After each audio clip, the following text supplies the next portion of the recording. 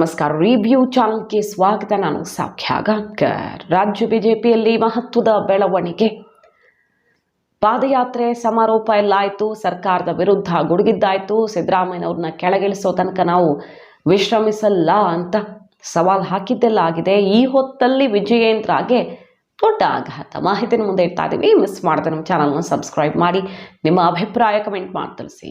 ವೀಕ್ಷಕರೇ, ಈಗಾಗಲೇ ರಿಪೋರ್ಟ್ ಮಾಡಿದ್ದೀವಿ. ಒಂದು ಕಡೆ BSY ಅಂದರ್ ಆಗೋದು ಗ್ಯಾರಂಟಿ ಅಂತ ಕಾಂಗ್ರೆಸ್ಸಿಗರ ಸವಾಲು ಹಾಕಿರೋದು. ಪೋಕ್ಸೋ ಕೇಸ್ನಲ್ಲಿ ಹೈಕೋರ್ಟ್ ತಡೆಯಾಜ್ಞೆಯನ್ನು ತೆರವುಗೊಳಿಸೋದಕ್ಕೆ ಕಾನೂನು ಹೋರಾಟ ಶುರುವಾಗ್ತಿದೆ. ಸೊ BSY ಕ್ಯಾಂಪ್ಗೆ ಈ ಮೂಲಕ ತಿರುಗೇಟು ಕೊಡೋದಕ್ಕೆ, ಅಂತೆಂಥ ಏಟಲ್ಲ, ಸರಿಯಾದಂಥ ಮಾಸ್ಟರ್ ಸ್ಟ್ರೋಕ್ ಕೊಡೋದಕ್ಕೆ ಸಿದ್ದರಾಮಯ್ಯ ರೆಡಿಯಾಗಿದ್ದಾರೆ. ಮತ್ತೊಂದು ಕಡೆಗೀಗ BJPಯ ಒಳಗಡೆನೆ ದೊಡ್ಡ ಆಘಾತ.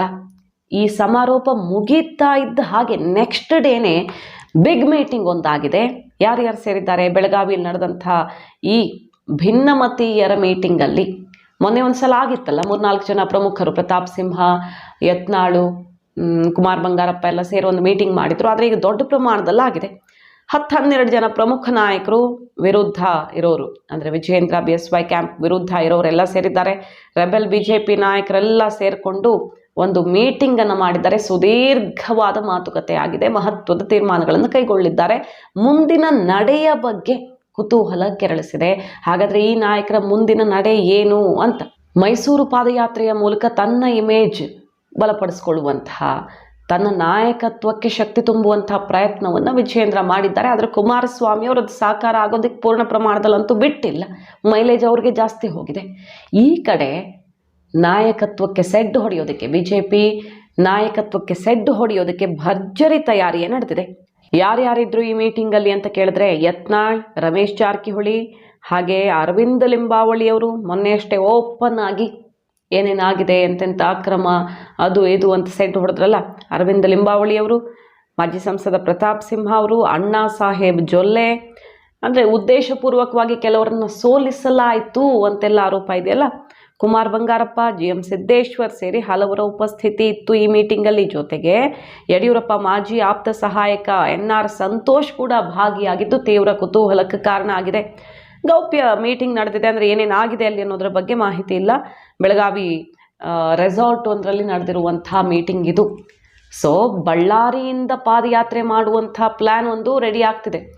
ದೊಡ್ಡ ಮಟ್ಟದಲ್ಲಿ ಬಳ್ಳಾರಿ ಪಾದಯಾತ್ರೆಯ ಮೂಲಕ ಸರ್ಕಾರಕ್ಕೆ ಸಂಕಷ್ಟ ತಂದಿಡೋ ರೀತಿಯಲ್ಲಿ ನಾವು ಮಾಡಿ ತೋರಿಸ್ಬೇಕು. ಮೈಸೂರು ಪಾದಯಾತ್ರೆ ಮೂಲಕ ಇವ್ರು ಏನು ಮಾಡಿದ್ರು? BJPಗೆ ಬಂತ ಕ್ರೆಡಿಟು JDSಗೆ ಹೋಯ್ತಾ? ಆದರೆ ನಾವು ತೋರಿಸ್ಕೊಡ್ತೀವಿ ನಾಯಕತ್ವ ಅಂದರೆ ಹೇಗಿರಬೇಕು ಅಂತ ಸೆಡ್ಡು ಹೊಡೆಯೋದಾ ಅಥವಾ ಬೇರೆಯದ್ದೇ ದಾರಿ ಹಿಡಿಯೋದಕ್ಕೆ ಸಜ್ಜಾಗಿದೆಯಾ ಈ ಟೀಮ್ ಗೊತ್ತಿಲ್ಲ. ಬಳ್ಳಾರಿಯಿಂದ ಪಾದಯಾತ್ರೆ ಪ್ಲಾನ್ ಅಂತೂ ಆಗ್ತಾ ಇದೆ. ಅದು ಮೂಡಾಗಿಂತ ದೊಡ್ಡ ಕೇಸು ಯಾವುದು? ವಾಲ್ಮೀಕಿ ನಿಗಮದ ಪ್ರಕರಣ. ಮೂಡಾನೇ ಯಾಕೆ ಟಾರ್ಗೆಟ್ ಮಾಡ್ಕೊಳ್ತಿದ್ದಾರೆ ಅಂದರೆ DK CM ಮಾಡೋದಕ್ಕೆ ಅಂತ ನೇರ ಆರೋಪ ಮಾಡಿದ್ರಲ್ಲ. DK ಜೊತೆಗಿನ ಒಳ ಒಪ್ಪಂದದ ಕಾರಣದಿಂದಾಗಿ ವಿಜಯೇಂದ್ರ ಇದನ್ನು ಇಷ್ಟೆಲ್ಲ ಎಳೆದಾಡ್ತಿದ್ದಾರೆ. ಮೂಡ ಏನು ಎಲ್ಲರ ಅವಧಿಯಲ್ಲೂ ಆಗಿರೋದೆ ಸಿದ್ದರಾಮಯ್ಯನವ್ರನ್ನೇ ಟಾರ್ಗೆಟ್ ಮಾಡೋದಕ್ಕೆ ನಡೀತಿರುವಂಥ ಪಾದಯಾತ್ರೆ ಬಿಟ್ಟರೆ ED ಎಂಟ್ರ್ ಆಗಿದೆ, CBI ಎಂಟ್ರಿ ಆಗಿದೆ. ಯಾವುದರಲ್ಲಿ? ವಾಲ್ಮೀಕಿ ನಿಗಮದ ಕೇಸಲ್ಲಿ ಎಲೆಕ್ಷನ್ಗೆ ದುಡ್ಡು ಬಳಕೆ ಆಗಿದೆ, ದಾಖಲೆ ನಮಗೆ ಸಿಕ್ಕಿದೆ ಅಂತ ED ಹೇಳ್ತಾ ಇದೆ. ಒಬ್ಬ ಮಿನಿಸ್ಟರ್ ತಲೆದಂಡಾಗಿ ಸರ್ಕಾರಕ್ಕೆ ಮುಜುಗರ ಆಗಿದೆ. ಒಬ್ಬ ಶಾಸಕನ ಹೆಸರು ಕೇಳಿ ಬಂದಿದೆ.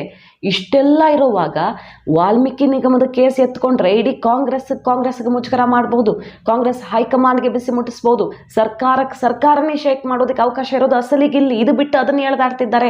ಇದನ್ನು ಟಚ್ ಮಾಡ್ತಿಲ್ಲ ಅಂತೆಲ್ಲ ಗುಡುಗಿದ್ದನ್ನು ನೋಡಿದ್ದೀವಿ. ಈಗ ನಾಗೇಂದ್ರ ಬಳ್ಳಾರಿಯ ಮೂಲಕವೇ, ಅಂದರೆ ನಾಗೇಂದ್ರ ಸ್ವಕ್ಷೇತ್ರದ ಮೂಲಕವೇ ಇಲ್ಲೇ ಎಲೆಕ್ಷನ್ಗೆ ದುಡ್ಡು ಖರ್ಚಾಗಿದೆ ಅಂತೆಲ್ಲ ಹೇಳಿದಾರಲ್ಲ, ಬೇರೆ ರಾಜ್ಯಕ್ಕೂ ಹೋಗಿದೆ ಅಂತ, ಅಲ್ಲಿಂದಲೇ ಗುಡುಗೋದಕ್ಕೆ, ದೊಡ್ಡ ಮಟ್ಟದಲ್ಲಿ ಶಕ್ತಿ ಪ್ರದರ್ಶನ ಮಾಡೋದಕ್ಕೆ BSY ಆ್ಯಂಡ್ ಟೀಮ್ಗೆ ಸೆಡ್ ಹೊಡೆಯೋದಕ್ಕೆ ರೆಡಿಯಾಗಿದೆ. ಯತ್ನಾಳು ಕೆಲವು ದಿನಗಳ ಹಿಂದೆ ಹೇಳಿದರು, ನನಗೆ ಸ್ಥಾನಮಾನ ಕೊಡ್ತಾ ಇಲ್ವಲ್ಲ, ಆಯಿತು ನಾವೇ ಸಾಮರ್ಥ್ಯ ಏನು ಅಂತ ಸಾಬೀತು ಮಾಡಿ ತೋರಿಸ್ತೀವಿ ಅಂತ. ಈ ಕಡೆ ಅಶೋಕ್ ಅವ್ರು ಮೊನ್ನೆ ಅಸಹಾಯಕರಾಗಿ ಮಾತಾಡಿದ್ರು. ಅವ್ರ ಮೇಲೆ ನಾವು ಆ್ಯಕ್ಷನ್ ತೊಗೊಳೋದಕ್ಕಾಗಲ್ಲ, ಹೈಕಮಾಂಡೇ ನೋಡ್ಕೊಳ್ಬೇಕು ಅನ್ನೋ ಮೂಲಕ ನಮ್ಮ ಕೈಲಿ ಏನೂ ಇಲ್ಲ, ಅವ್ರನ್ನ ಟಚ್ ಮಾಡೋಕ್ಕಾಗಲ್ಲ ಅನ್ನೋ ಮಾತಾಡಿದ್ರು. ಪ್ರಹ್ಲಾದ್ ಜೋಶಿ ಅವರು ಅದನ್ನೇ ಹೇಳಿದ್ರು, ಹೈಕಮಾಂಡ್ ನೋಡ್ಕೊಳ್ಳುತ್ತೆ ಅನ್ನೋ ರೀತಿಯಲ್ಲಿ. ಸೊ ಯಾರೂ ಕಡಿವಾಣ ಹಾಕೋದಿಕ್ಕಾಗದಂಥ ಯತ್ನಾಳ್ ಅವರೀಗ ಬಿಗ್ ಸ್ಟೆಪ್ ತಗೊಳ್ತಿದ್ದಾರೆ. ಮತ್ತು ಅದು ಎಲ್ಲಿಗೂ ಹೋಗಿ ತಲುಪಲಿದೆ ನೋಡಬೇಕು. ಸಿದ್ದರಾಮಯ್ಯ ಕುರ್ಚಿ ಅಲುಗಾಡಿಸೋದಕ್ಕೆ ಹೊರಟಂತಹ BSY ವಿಜಯೇಂದ್ರಗೆ ಆಘಾತ ಕಾದಿದೆಯಾ? ನಂಬರ್ 1 ಪೋಕ್ಸೋ ಕೇಸಲ್ಲಿ BSY ಅಂಧರಾಗದೇ ಇರಲ್ಲ ಅಂತ ಹಾಕಿರುವ ಸವಾಲು, ಮತ್ತೊಂದು ಸ್ವಪಕ್ಷೀಯರು ಕೊಡ್ತಿರುವ ಈ ಆಘಾತ ಕಾದ್ ನೋಡಬೇಕು. ಮಾಹಿತಿ ನಿಮ್ಗೆ ಇಷ್ಟ ಆಗಿದ್ರೆ ಮಿಸ್ ಮಾಡಿದ್ರೆ ನಮ್ಮ ಚಾನಲ್ನ ಸಬ್ಸ್ಕ್ರೈಬ್ ಮಾಡಿ, ನಿಮ್ಮ ಅಭಿಪ್ರಾಯ ಕಮೆಂಟ್ ಮಾಡಿ ತಿಳಿಸಿ. Thank you.